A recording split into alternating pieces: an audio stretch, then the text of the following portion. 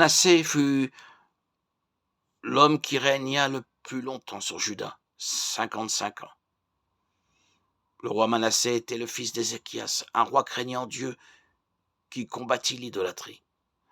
Cependant, le roi Manassé n'était pas comme son père.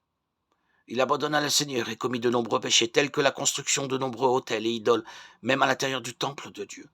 Il se livra également à la sorcellerie et alla jusqu'à brûler son propre fils en sacrifice. Et comme si cela ne suffisait pas, il tua de nombreuses personnes innocentes et poussa le peuple de Juda à commettre des actes terribles contre le Seigneur. En raison de tout ce que Manassé fit, Dieu promit de détruire Jérusalem et d'amener le malheur sur toute la nation.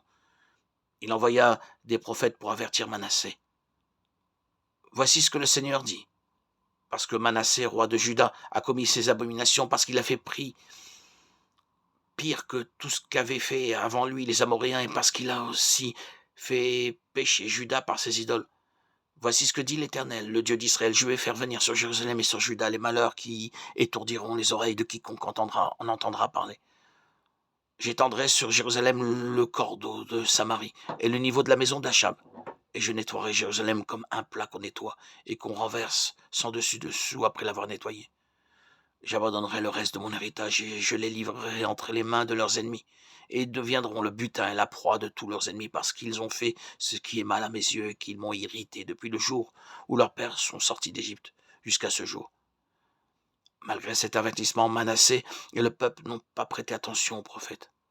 Alors Dieu permit que le roi soit capturé par les Assyriens et emmené en Babylonie. Là-bas, il souffrit beaucoup et se repentit de ses erreurs. Il s'humilia et chercha le Seigneur. Dieu entendit son appel et le ramena à Jérusalem. Ensuite, Manassé commença à défaire tout ce qu'il avait fait auparavant. Il enleva les idoles du temple, restaura l'autel et commença à adorer seulement Dieu.